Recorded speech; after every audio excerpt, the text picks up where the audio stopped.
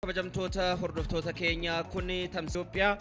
yeroo 15 injifachuu qabu bunni Itoophiyaa sadarkaa 12 irratti argama qabxii 12 taphichi jalqabameetii jira kabajamtoota hordoftoota keenya bulchiinsi magaalaa Dirree Dhawaa taphicha eegaluudhaan itti fufaniitii jiru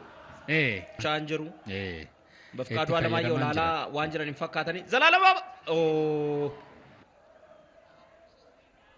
Abubakar Addaamuu qarqara karaa bitaatti naanna'eetii jira Abubakar goolii jalqabaa deeggartoota buna Itoophiyaa gammachiisu daqiiqaa 30 irratti bakkee isaa jijjiirrachuutiin akkuma bakkee isaa jijjiireen goolii isaa jalqabaa gonfatee jira walitti hidhamiinsa taphattoonni Dirree Dhawaatii ba'an tajaajila guddaa buna Itoophiyaa keessatti gumaachan hedduun ni beekamu milkoofne egaa taphattoonni kana dura seenaa buna Itoophiyaa keessatti sadarkaa olaanaadhaan beekaman hedduutu buna Itoophiyaa keessatti maqaa olaanaa gonfatanii abbaan murtee taphichaa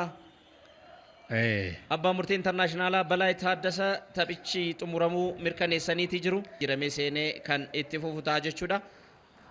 keessaawu Henook Hasaniini kan inni jijjiiramee seenee Henook Hasan har'a tapha boqonnaa duraa keessatti irra deddeebiidhaan argaa hin turre akkuma sila kaasaa turre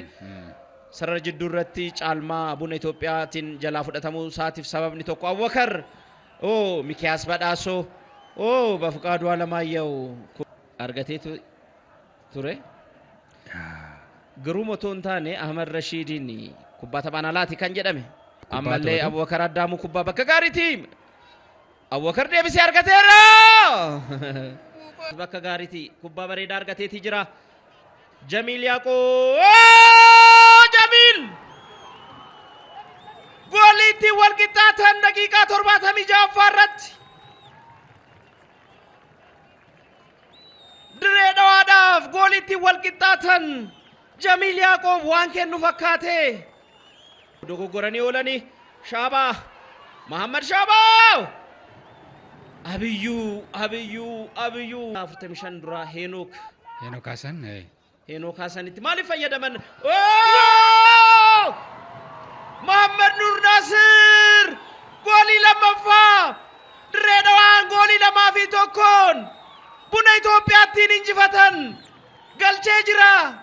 galee baay'ee olaanaadha Dilaaddis miidhama rukuttaa rogaati taphattoonni buna Itoophiyaa